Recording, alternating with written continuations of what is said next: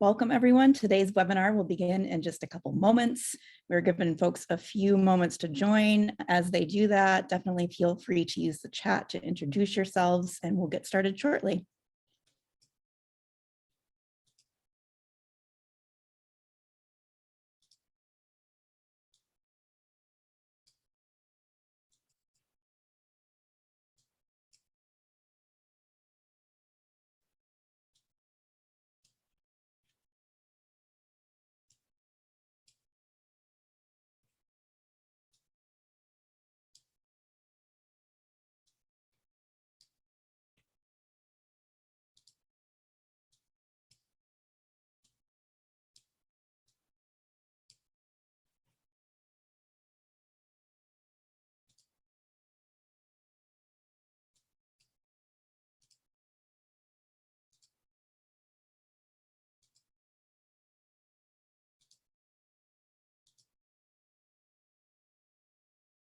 Good afternoon, everyone. Welcome to today's webinar, Strengthening Co-op Capacity for Historically Underserved Farmers. My name is Liz, and I'm here to go through a few housekeeping items before we get started this afternoon. First off, thank you so much for joining us. We have an hour together this afternoon, and we reserved 20 or so of those minutes for audience Q&A. So definitely ask questions throughout the webinar. You can use the chat box, you can use the Q&A box, whatever is comfortable to you. Our team will be monitoring that conversation, and we will do our best to get to as many of your questions as possible in those last 20 or so minutes. The other item I want to mention for folks is that this webinar is being recorded, so you will have an opportunity to share it with your networks and reference it later on. Look for that recording in your inbox tomorrow, along with a Spanish translation of today's presentation. So in a few minutes, we are going to hear from our new project director, Tia Evans. But to get us started this afternoon, I'm going to hand things over to NCBA CLUSA President and CEO, Doug O'Brien, for a few opening remarks. Doug, welcome. Thank you. And thank you everyone for taking some time to learn about this new and really exciting opportunity. I'm going to be very brief. I am Doug O'Brien. I'm the president and CEO of the National Cooperative Business Association, CLUSA International, and NCBA CLUSA has been the apex association for cooperatives in the United States for 106 years. Our mission is to defend, promote, and advance the cooperative business model. And our vision is to ensure that more people can use cooperatives to build a more inclusive economy. And that's one of the reasons that we are so excited to have entered into the cooperative agreement with USDA to help build out the technical assistance ecosystem for cooperative development for historically underserved farmers and their communities. NCBA CLUSA, we have done and work in cooperative development here in the United States. We certainly, for almost 70 years, have also been working across the world internationally. We work very closely, and I'm excited to see many of our members in the audience and part of the conversation today. Work closely with the cooperative development ecosystem here in the US, and we look forward to partnering with many of you in the near future as we work with the USDA on this cooperative agreement. And with that, I want to introduce the project director for this cooperative agreement, Tia Evans. Tia.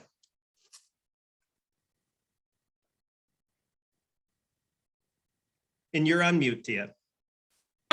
Thank you. Technology. Thank you, Doug. And thank all of you for joining us today and taking the time out with all the uncertainty in the world as we continue to navigate this pandemic. I am grateful that you are spending this hour with us. My name is Tia Evans. I am the project director for the Strengthening Cooperatives Capacity for Historically Underserved Farmers here at NCBA CLUSA. Prior to joining NCBA, I provided technical assistance and training to help develop cooperatives and other organizations across the country. I'm a proud graduate of Morgan State University, and I earned my MBA as well as my Juris Doctorate from North Carolina Central University School of Law. And working alongside me is Bernardo. Hi, Tia, and thank you everybody for joining us. This is very exciting for all of us. My name is Bernardo Peña Herrera. I am originally from Ecuador. I would be the program associate for this project. Prior for me to join NCBA CLUSA, I was a project manager at an agricultural company back in Ecuador, and I also worked at the Ecuadorian embassy. I would introduce Camila Piñeiro. Thank you, Bernardo, and thank you everyone for being with us during this time. I'm Camila Piñeiro. I am in charge of one of our 3 practice areas we call strengthening cooperatives and producer organizations, or cooperative development for short. And I'm very excited, like all our team, to be kicking off this project, which is a part of a USDA program. Next slide, please.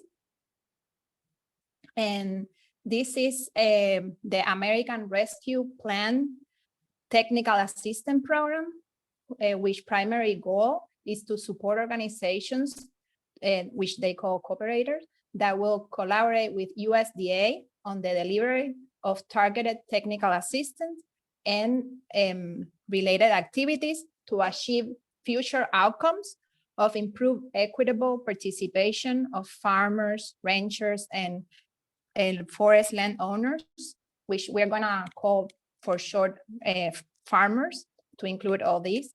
And so the participation of these historically underserved farmers in USDA programs and services. That's the main goal of this program, part of which we are implementing the project. Next slide, please.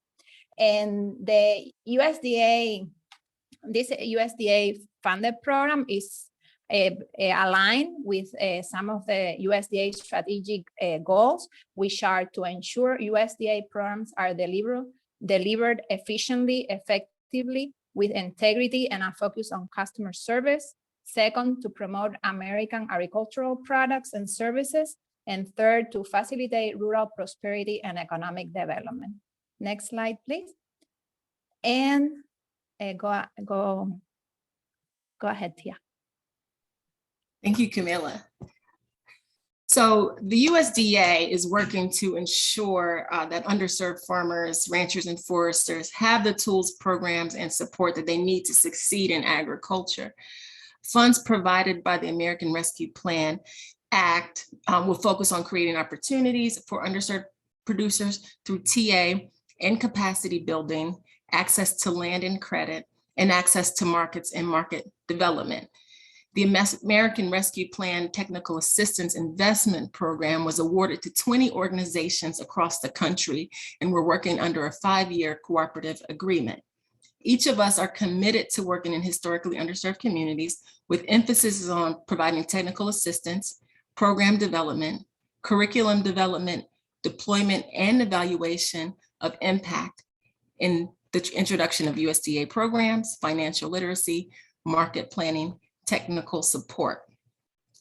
NCBA CLUSA is committed to growing the cooperative ecosystem in the United States as effectively as possible. Our role with these 20 organizations is to develop, enhance, and highlight cooperatives and cooperators around the country.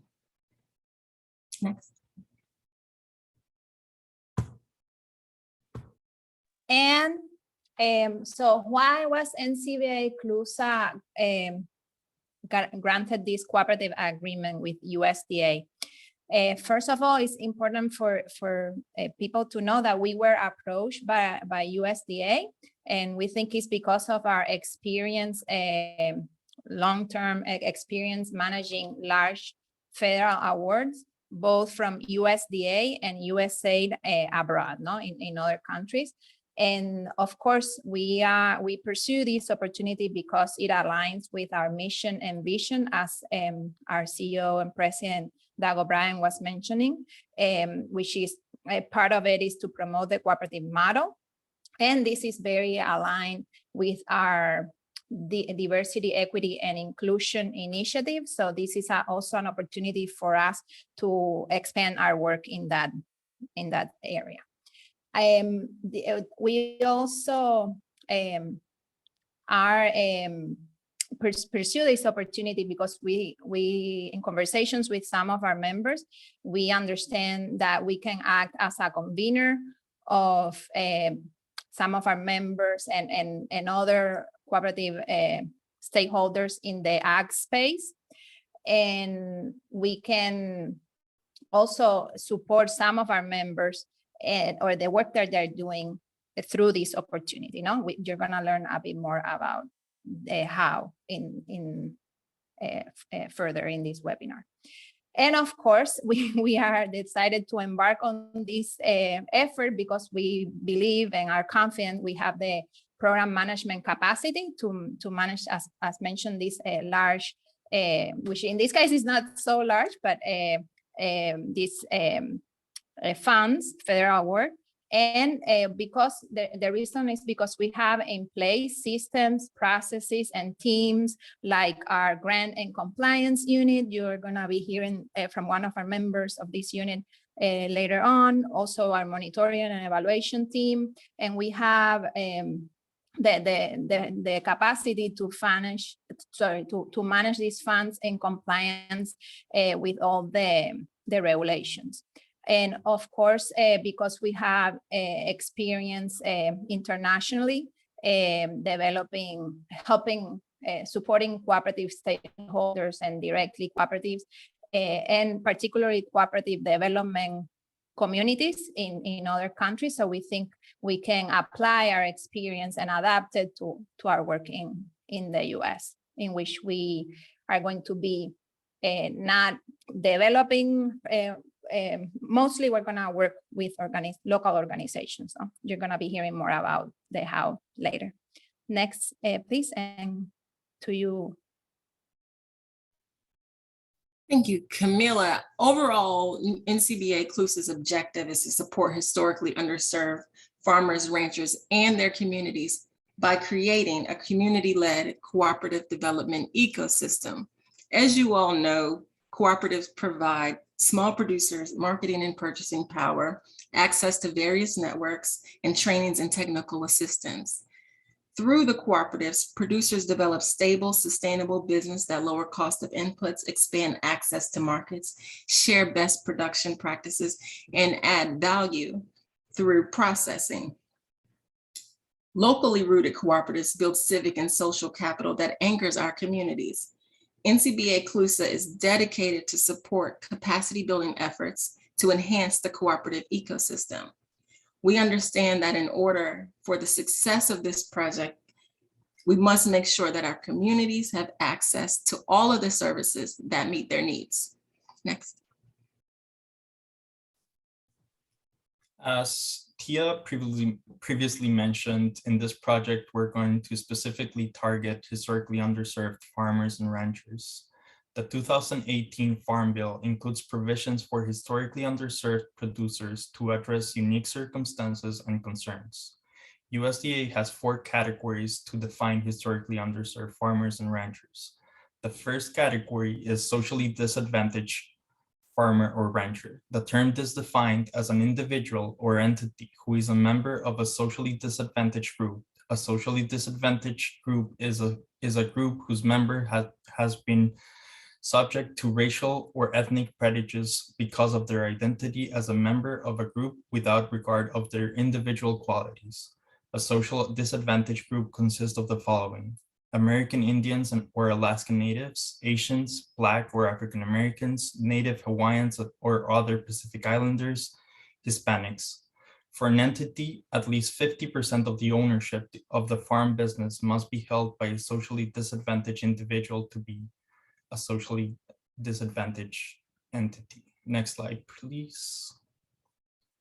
The second category is limited resource farmer or rancher, and it is defined as a farmer or rancher with direct or indirect gross farm sales not more than the current index value in each of the previous 2 years, and who has a total household income at or below the national poverty level for a family of 4, or at least 50% of the county median household income in each previous 2 years. Next slide, please. The third category is beginning farmer or rancher, and it is defined as somebody that has not operated a farm or ranch or has operated a farm or ranch for no more than 10 consecutive years, and who will materially and substantially participate in the operations of the farm or ranch. In the case of a contract with an individual, individually, or with an immediate family, materials and substantial participations require that the individual provide substantial day-to-day labor and management of the farm or ranch consistent with the practice in the county or state where the farm is located.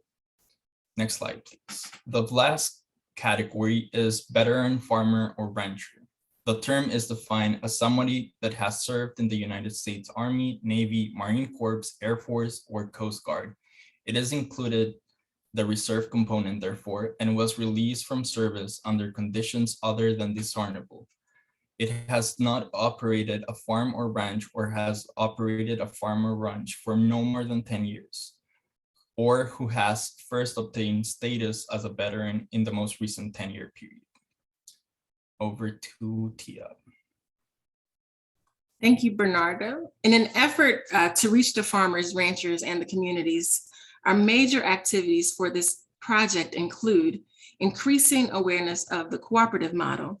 We want to continue to grow the cooperative model and raise awareness of the co-op as a business model and the organizations that support their development.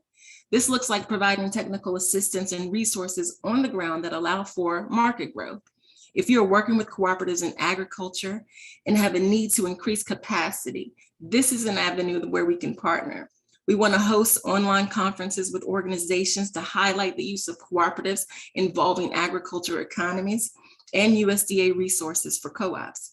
As always, we want to find ways to connect our cooperatives with USDA Farm Credit, SBA resources, but also your local organizations that we know provide critical technical services in your community. Most importantly, we seek to promote existing cooperative communities that support cooperative development efforts, provide trainings and tools, both in person and online. We are Go ahead.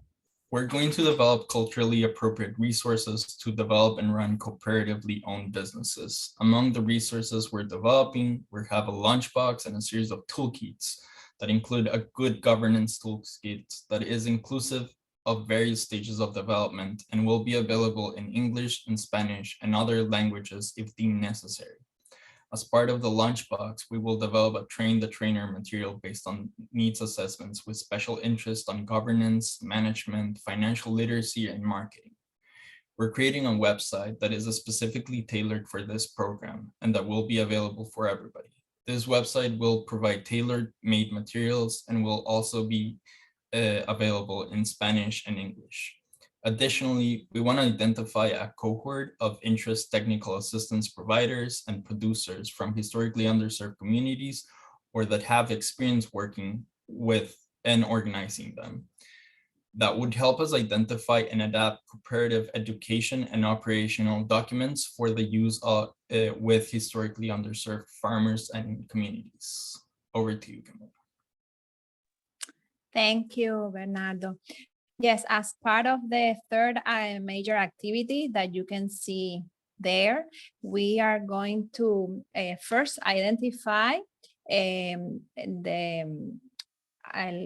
group of individuals and organizations who provide technical assistance and ideally are already providing this technical assistance to historically underserved groups in some key communities specifically, but also could be broadly in all the US territory.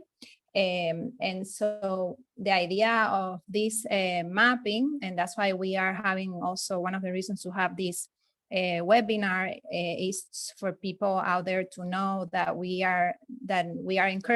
want to encourage technical assistance providers, especially cooperative development services providers in these communities to reach out to us, because we want that as part of our activities, we'll launch a trainer of trainers We have been in conversations with some cooperative development organizations, and as happens with us, we have new people, new staff, and there is always the need to train our staff. So we are hoping that this trainer of trainer can be useful to your staff, the people you work with, and so we'll be launching this TOT with other cooperative development centers and other organizations. This is in the design, so there is opportunities for input too. And the idea is to also, in addition to this TOT of people who are part of the cooperative community development, some cooperative development organization or individuals to participate in this TOT. And we are also going to leverage the Co-op Impact Conference that we have every year to include a track for cooperative developers as a space for peer learning and networking, taking advantage that many people would participate anyway, and we're hoping that the pandemic allows us to continue to have it in person, as is the plan for this year in October. And so we are also going to leverage a very successful, we can call it toolkit or platform that we have been using in Latin America. It's called the Cooperative Marketing School, but it's not just about marketing. That's the hook for many cooperatives, especially in agriculture, where marketing commercialization is a challenge, particularly because of the nature of their products. And so through this Cooperative Marketing School, where we have had huge participation of women, young people, more than 95%, and more than 80% of women. We hope that that's an opportunity for training of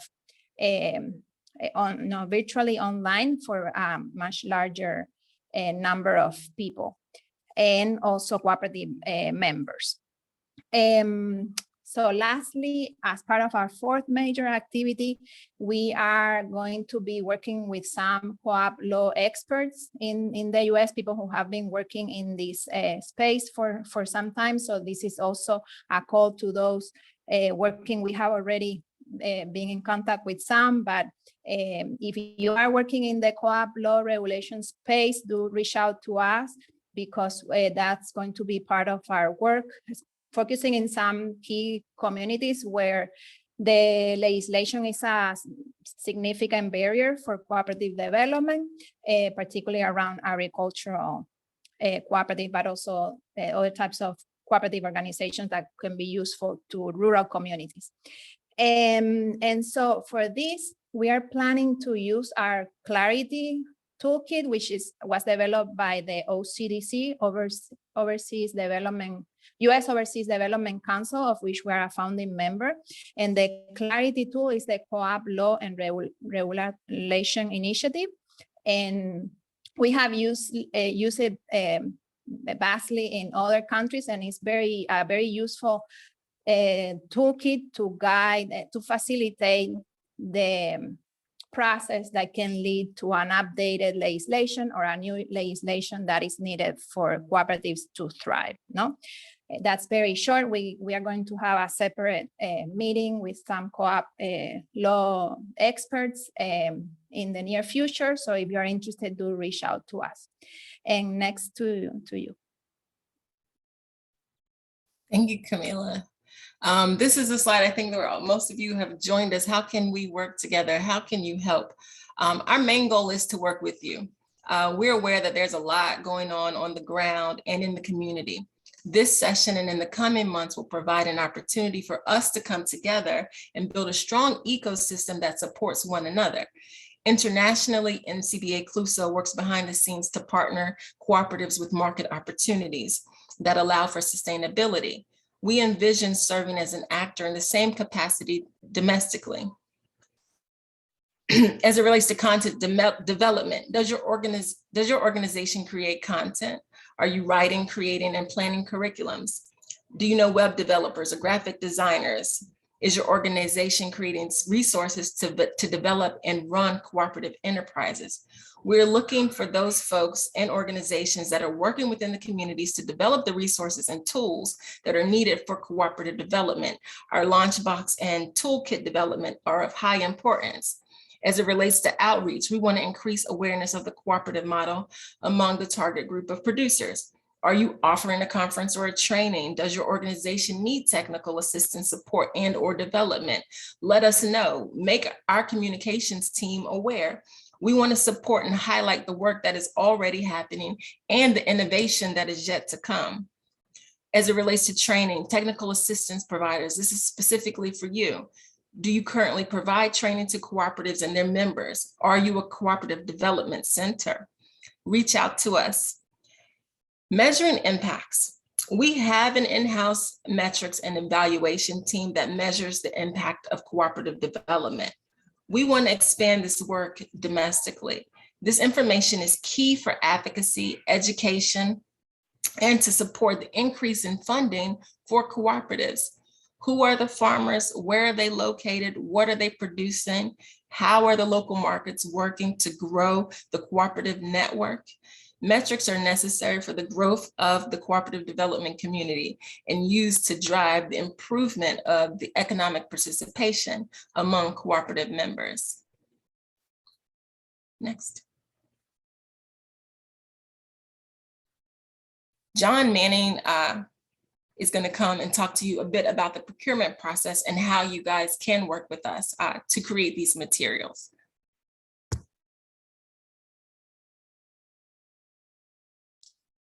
So, hello, my name is John Manning. I'm the Vice President of Compliance at NCBA CLUSA.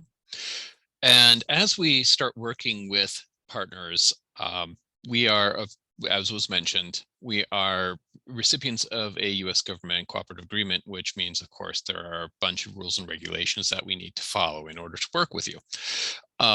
We must follow 2 CFR 200, that's the rules governing cooperative agreements. They're very prescriptive, and we have compliance, and USDA is required to check that we are in compliance with these rules. So the rule requirements, the basic rules are we need to do public notifications and have maximum competition whenever we decide we want to work with somebody. We need to have clear requirements as when we issue our solicitations for individuals or companies to bid on. We have clear evaluation criteria, so you know what we're looking for and you can respond to that. We have to evaluate the costs in the budgets that are submitted, and we have to look to make sure that they are allowable, reasonable, allocable, and necessary. So in other words, we have to evaluate and make sure that any costs that are submitted in a proposal are truly necessary in order to get the job done. When we execute agreements with our partners, there are various mandatory provisions that we have to insert into those agreements. That's not something that we can be flexible about. We must contain both the technical and the cost information in those agreements. Those agreements have to contain deliverables, targets, other metrics by which we measure the success of an agreement. And the purpose of the contract must be the purpose that funds are used for. So we are required to look and say, if we're going to do ABC, to evaluate to ensure that ABC was done and not anything else. And then, of course, any changes in the agreement must be documented in writing. That's pretty standard anywhere, but the federal government is extremely keen on ensuring that any changes are documented so that there's a clear trail that they can follow when they do evaluate us. And other requirements, there are various pass-through requirements that we have that the federal government requires that we then also have our partners follow. I mentioned monitoring before. And finally, we also have to do a risk assessment and due diligence for anyone who receives funds. And a lot of that is a response to what happened on September 11th. So these are long-term type of requirements that we've had since then. And I pass along to the question and answer session. Yeah, so thank you so much for attending this hour. We're here at NCBA CLUSA. We're very excited about this project. Thank you, Doug and John for joining us. We do have a couple of questions. So I would start with what do you mean by creating culturally appropriate materials?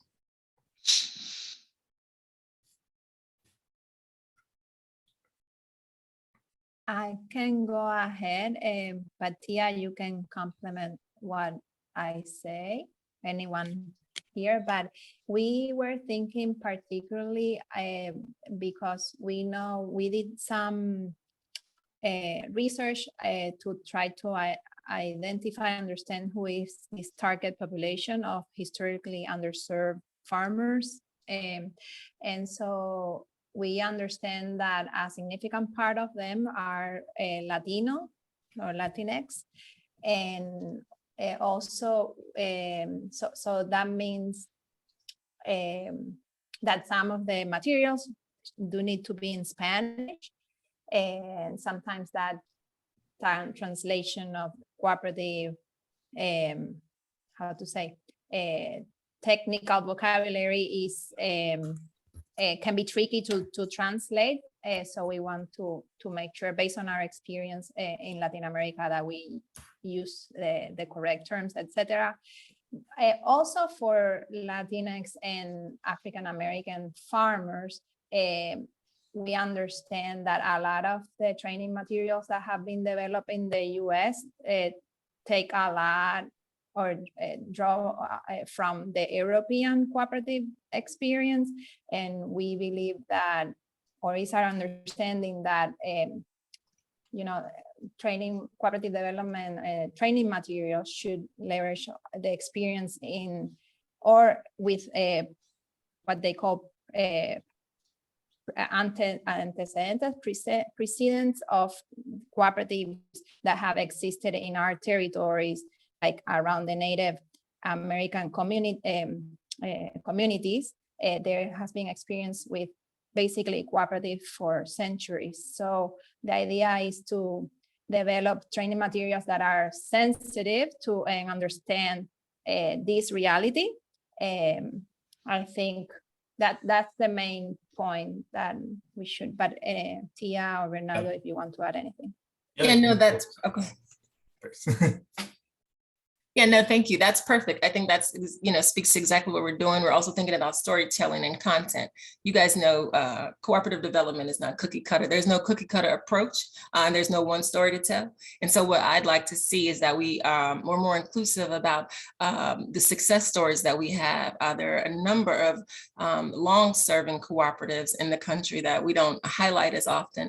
And also learning lessons. I think, you know, we hear stories about things that have happened. And so it's an opportunity for us to come together and share those stories, put those images out there that we don't often see. And like Camilla said, we, you know, come from communities that have been involved in cooperative development for centuries. It may not have been called cooperative development. It might have another name. We hear about collectives and other things, but we want to make sure that we are including all these voices into this project so that we have a good sense and a good idea of what US cooperative ecosystem looks like. Thank you, Tia. And anybody feel free to type in your questions and we'll be answering them here. And if not, just emailed us at our emails. Both Tia and I will be on the lookout for that. The next question, I think, they're pretty quick. So is ranchers and farmers include forestry and loggers? Yes. Will technical assistance and financing be available for farmers in Puerto Rico and other US territories? Absolutely. We would be very excited to work with other territories in Puerto Rico. Will more education be provided for regenerative farming economies? Could you provide a little bit more context about that question? Are you asking if support as it relates to, will we be providing trainings and tools for regenerative economy or regenerative ag, or are you asking if there will be an opportunity to support regenerative ag? Let me find who You might complement your question in the chat or in the same Q&A, best in the same Q&A, so that it's easier to locate. Yeah, let me just locate this, but we can go ahead on the next one while I just locate this one. Will you be releasing an NOFA or other notice? If so, what will it include? I'm gonna let John speak to this one.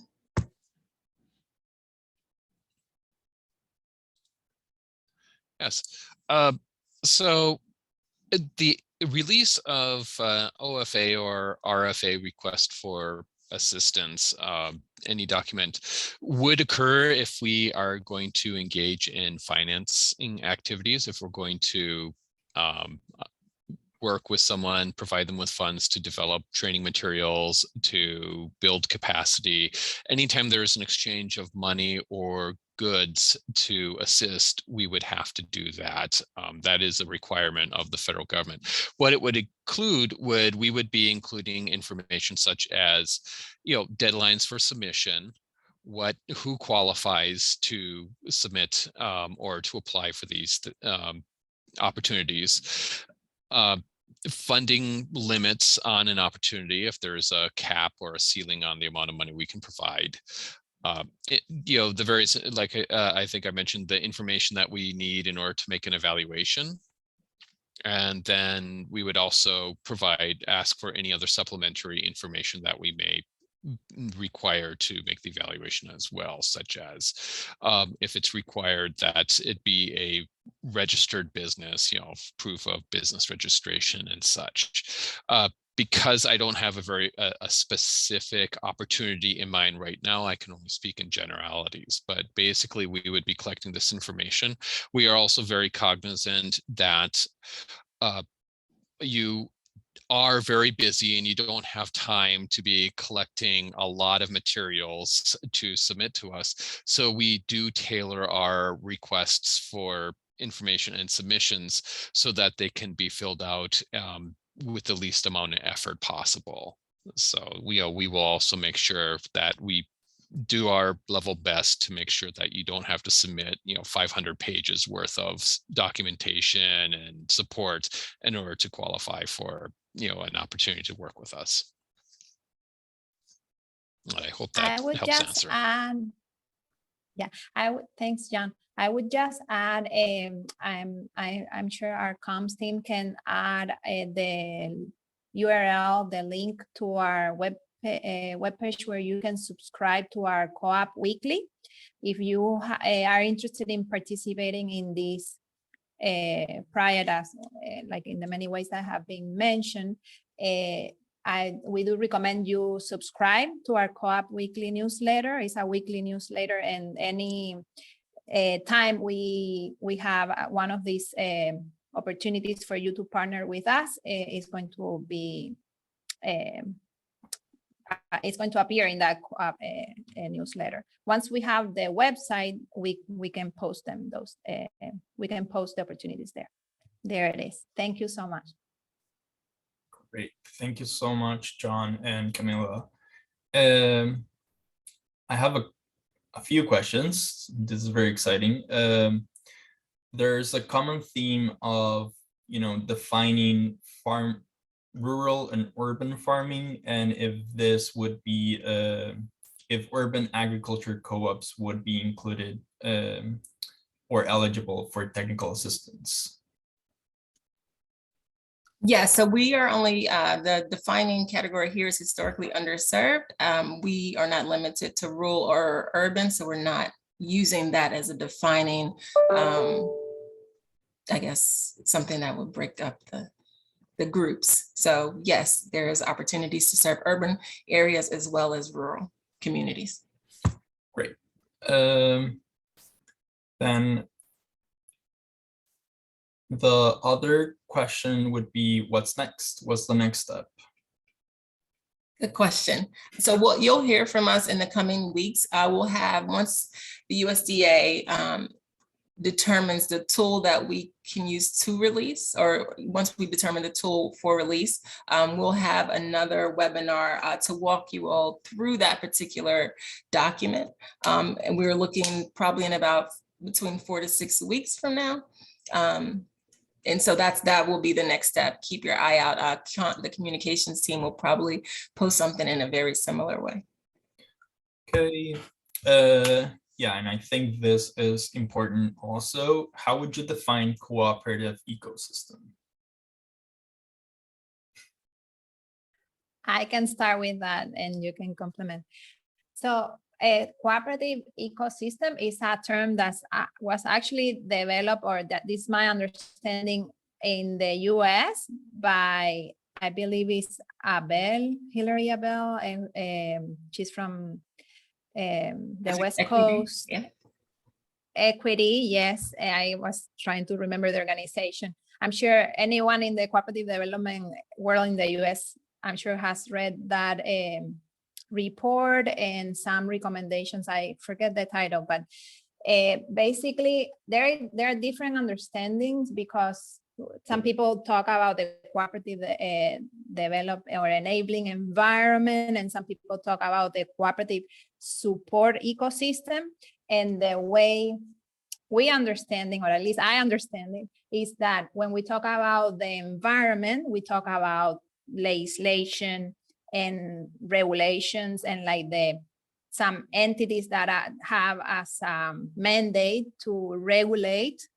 And like in other countries, there is an entity, generally government entity, sometimes shared cooperative and government entity, that has as a mandate to ensure that cooperatives follow the rules, no?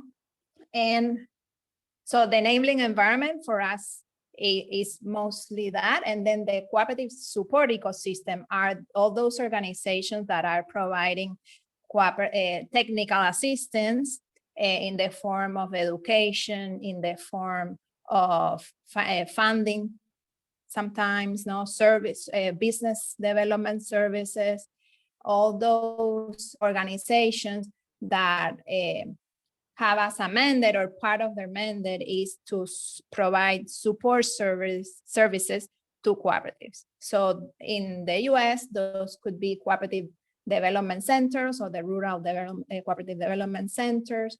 Those could be in the ecosystem. You sometimes have individuals, no, who do this work.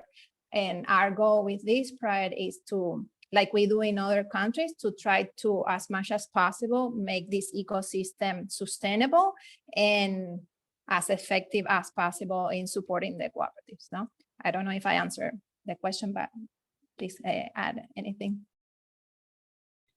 No, I think that was great. Thank you, Camila. Another interesting question is, are you interested in partnering with for-profit businesses as well as nonprofits?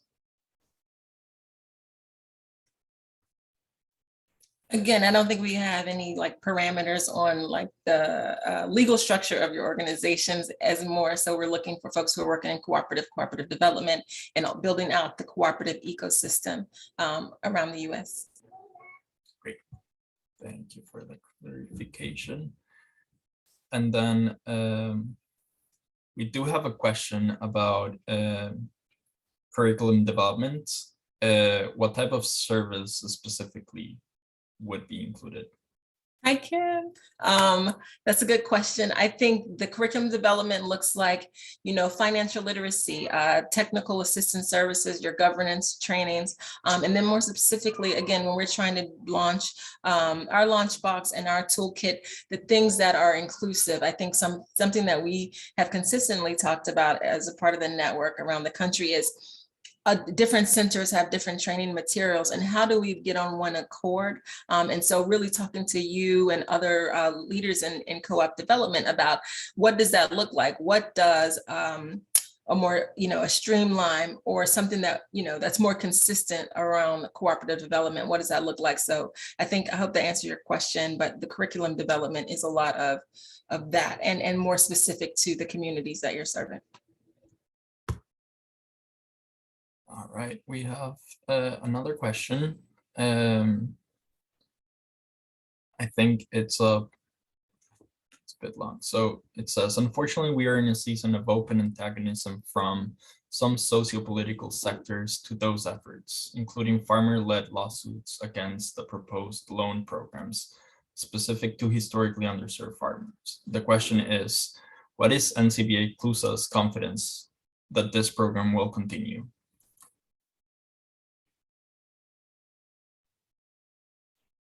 That's a good question. I think that this is, and yeah, Doug, you might want to jump into, but what I was going to say as it relates to this particular cooperative agreement, it is for 5 years, and it is, you know, I don't see much changing as it relates to this particular project. What happens as a changing of administration and any of those things that were to occur, we can't speak to, but I think that we're pretty solid in knowing that under this project that we're, there won't be too many changes made in the next 5 years. Yeah, I might just add, and if I'm tracking the question, it's a good question. Many on this audience are familiar with some ongoing litigation for within the same statute, within the same law, but in a different section. So that litigation concerns, as I understand it, potential loan forgiveness for, I believe the term used statutorily is socially disadvantaged farmers. This section actually is 1006. That section was 1005. And to my knowledge, nothing under 1006 is under litigation at this time, and nor have I heard threats of litigation. So that's, I guess that's all the information that I know that I can share. Yeah. Thank you. And I think this would be a great time for Doug to answer. There's another question. Does NCBA CLUSA's government affairs or other have a point of view on the defense and protection of this program?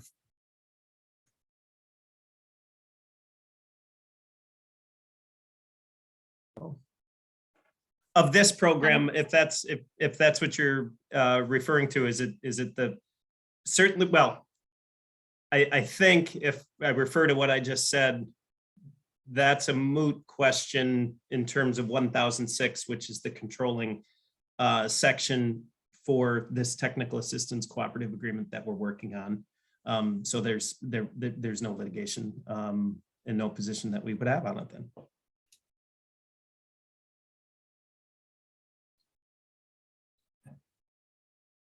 I believe that we don't have any other questions. Is there anything? I saw 2 hands raised. I don't know if if there is a possibility for people to speak. I don't know if that creates, but maybe our comms team can address if it's possible, and if not, I guess you'll have to enter via the chat.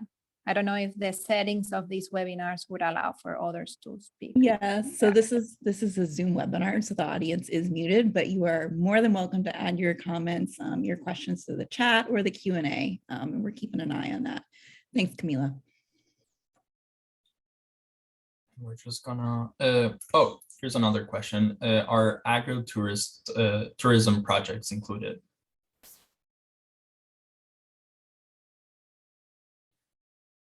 Yes, I think it's something that we would definitely consider for sure.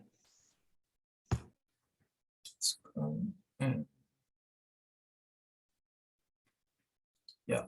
Is there anything Camila, Tia, Doug, or John would like to add? I don't see a lot of new questions here. Here it is.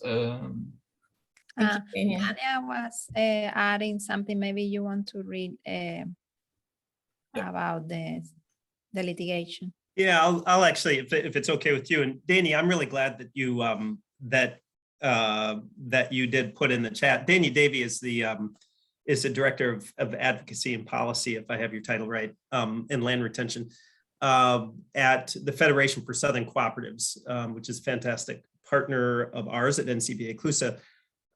The Federation is taking the lead on work on that section 1006 that was referred to before, and it is very active in that litigation on behalf of Black farmers. So Dania did put her email in the chat, and please feel free to reach out to Dania with any questions about that. And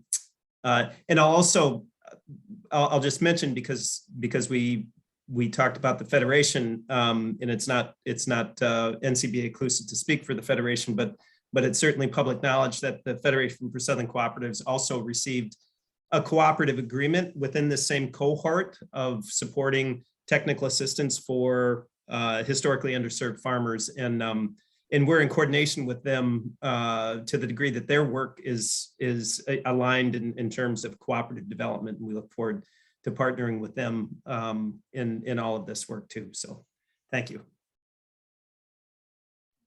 Yeah, I don't know how much this is a good segue, Doug, to mention, because maybe it skipped my mind, or that maybe was mentioned, but I want to emphasize, I think we want to emphasize that per our agreement with our cooperative agreement with USDA, we are focusing on working with the other 19 grantees, and the Federation is one of those. And we have already have conversations with some of them, especially the Federation, to see how we can work together. And so we're very happy to be able to work together on the fourth main activity that I mentioned around the enabling and the regulatory, legal and regulatory framework, as well as the development of the cooperative cadre. I think that's the term we're using. So, and yeah, we look for opportunities to partner with the other 19. Maybe Tia, you can add about your conversation with other organizations that are part of the 19. Yes, actually, we plan to meet with the other organizations in the cohort in August. And so we'll know more specifically about the role of our organization and how we'll work together.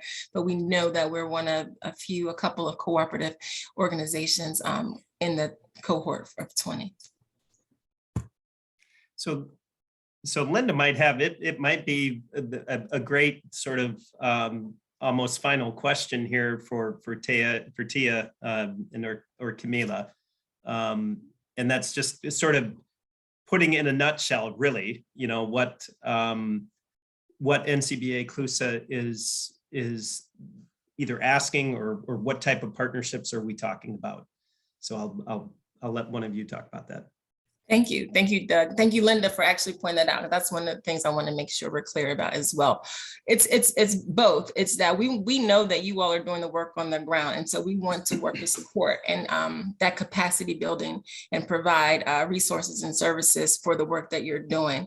There are also other things as it relates to NCBA CLUSA that we would like to partner with you all with, as far as hosting conferences and going through the trainer program, in addition to launching the Launchbox and Toolkit.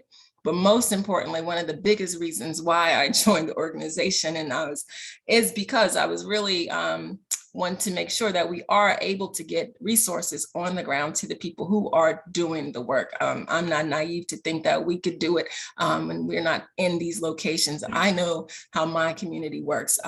We work with the folks who we trust and who we know and who has been around before. And so that is one of the main goals that I think we have here at NCBA CLUSA, is to make sure that we're able to get the resources to the folks in the communities who are doing the work.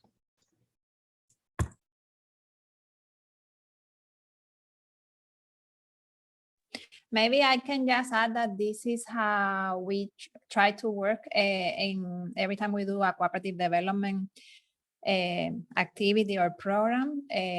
We identify the organizations that are already providing these services to the cooperative, and we see how we can support them to strengthen their capacity.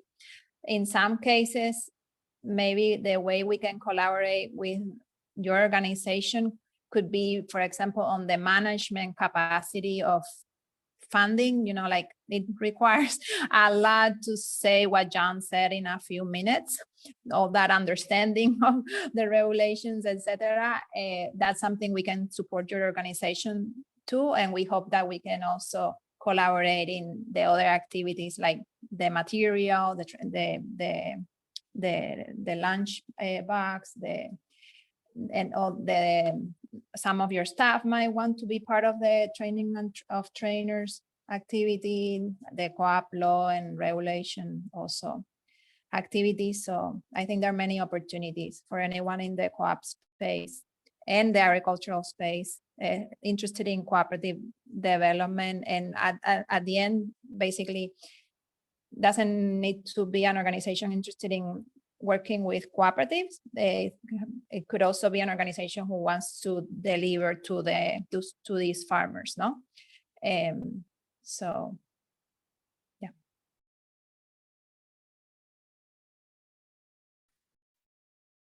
I would say that we are in the process of issuing some additional news and documents. So once again, just echoing that the best way to stay in touch would be joining our co-op weekly and co-op monthly. That would be the best way for all of you to get the latest news and support. So we are looking forward to working with you and get this project started. And you have Atia's email. So, and you can find my email too and if needed, but yeah, if you have any questions also you can, and Bernardo's email. So you have 2 emails and you can reach out to us with any questions. And be in the lookout for the, I'm not sure it's gonna be a webinar, it might be more like a meeting with the cooperative law experts or anyone working in this space who is interested in being part of that activity. And Tia mentioned also a meeting with the other 19 grantees. So we already have planned some spaces for continue the conversation. I'll pass to you, Tia. Thank you. No, thank you all for joining us today. Diane, we will work on getting the list of the organizations that are participating today in this webinar. Is that what you're speaking about? Yes. We'll get that to you guys as well as a copy of the webinar, if I'm not mistaken, post our meeting today. And again, I just want to thank you guys for taking the time to join us. If you have any questions, feel free to email myself or Bernardo and anything that we need to clarify. And again, we'll put something on NCBA site in the next few weeks about the next steps.